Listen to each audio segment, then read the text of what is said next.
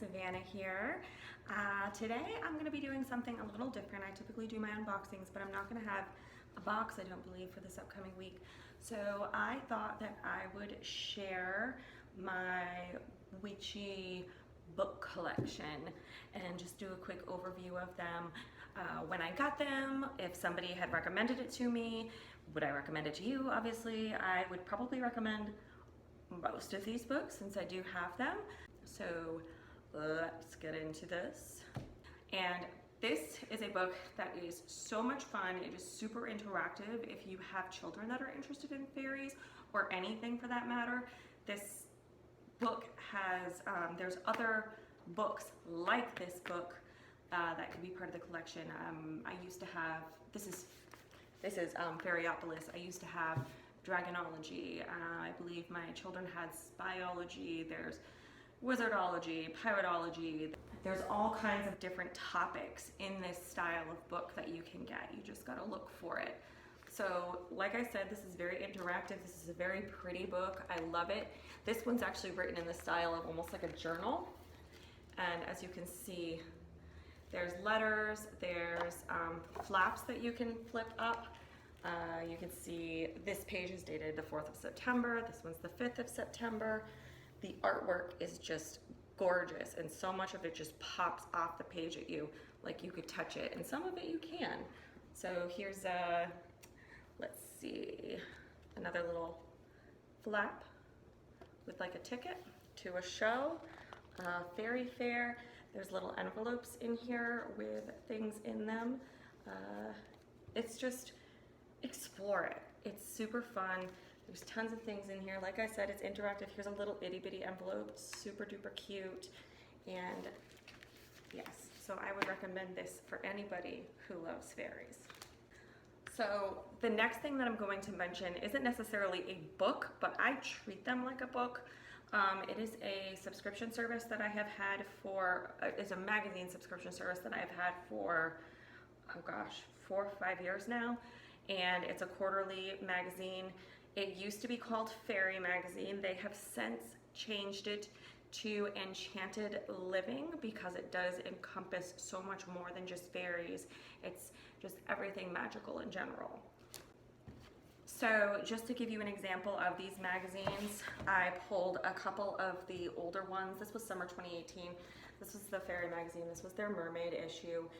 The photography in here is absolutely gorgeous. There's stories, there's poetry, there's photo shoots. I mean, it's amazing. And there's recipes in these as well. Let's Yarrow and Kelp Labradorite Soap by the Wondersmith. Look how beautiful that is.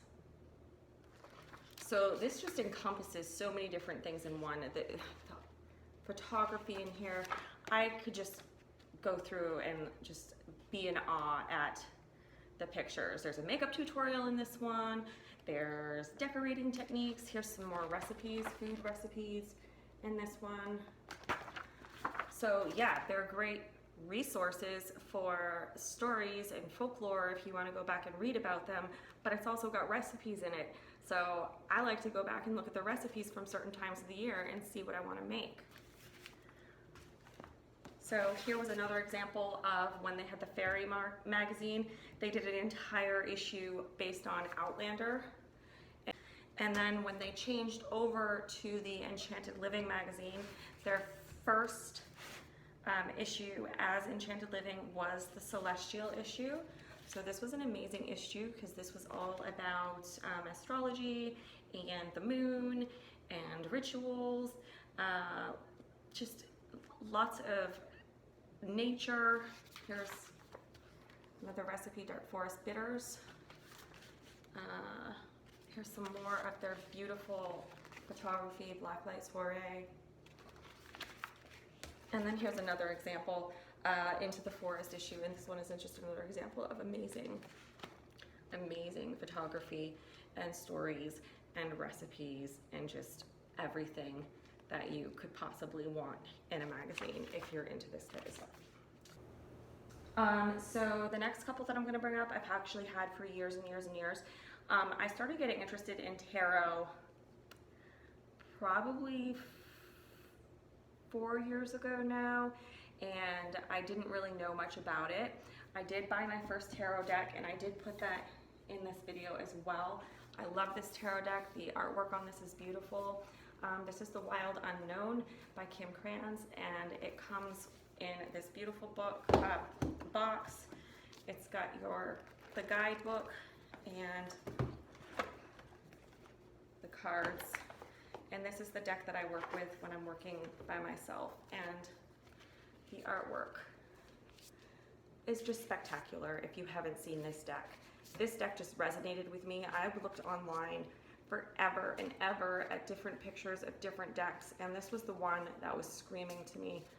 Just the pops of color on the black and white was just very beautiful to me. So in order to get to know tarot better, I was looking at books that I would be interested in getting, and I followed this particular person on Instagram and saw that she was writing a book called WTF is Tarot and How to Do It. And I'm like, that's what I need. I need something straightforward, gonna tell me what it is without being super fancy dancy about it. So I bought it as soon as it came out, and it's very straightforward. It's very easy to follow. It explains all the suits.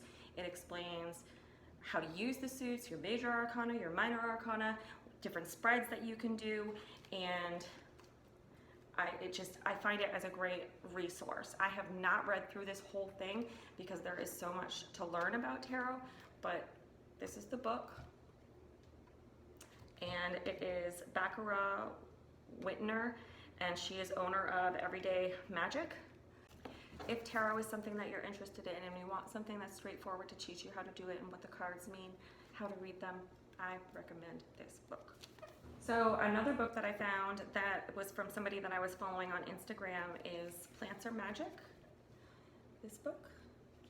And it's kind of she made a series. This is just volume 1, Well-Being, and it explains all the variety of uses that plants have to offer us. I have this one bookmarked, Strawberry Chia Pudding and Lavender Iced Tea. So there's recipes in here.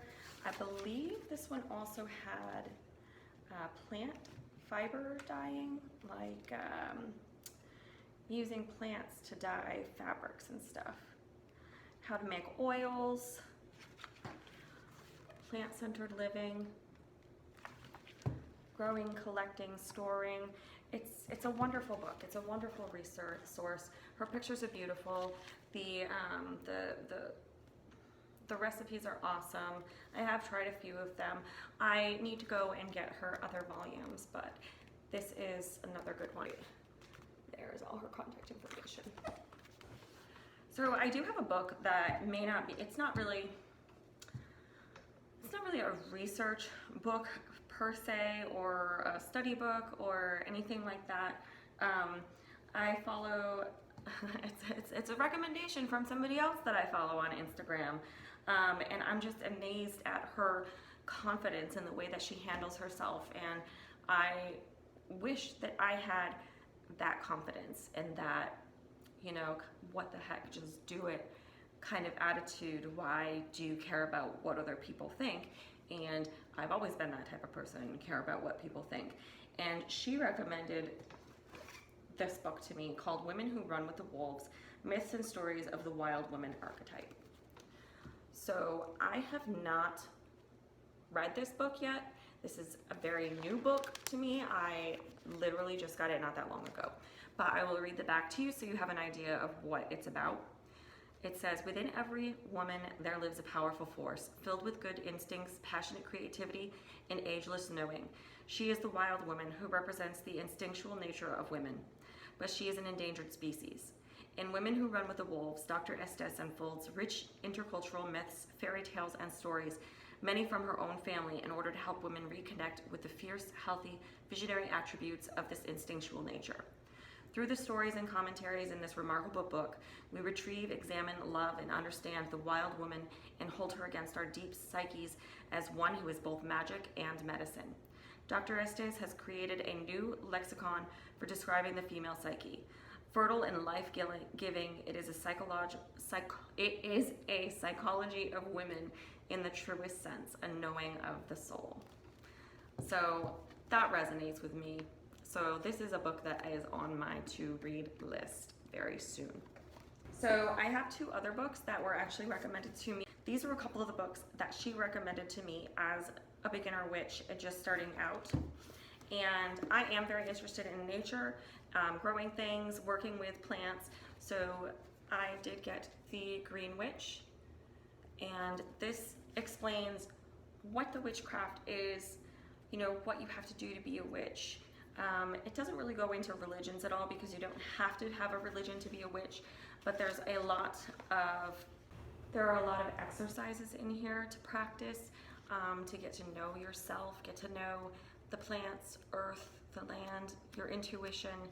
I have not done a lot of these. I have done a couple of them, and I'm just still really reading through it. It teaches you how to manifest, and it also has recipes and such in here. Oh, I've got 4-leaf clovers pressed in the back here. Ta-da! But yeah, it's got some recipes and stuff in here too. So that one has been a really helpful tool so far. And then the other one that she recommended is an astrology book, and it is Decode the Stars, Reframe Your Life. It's the signs.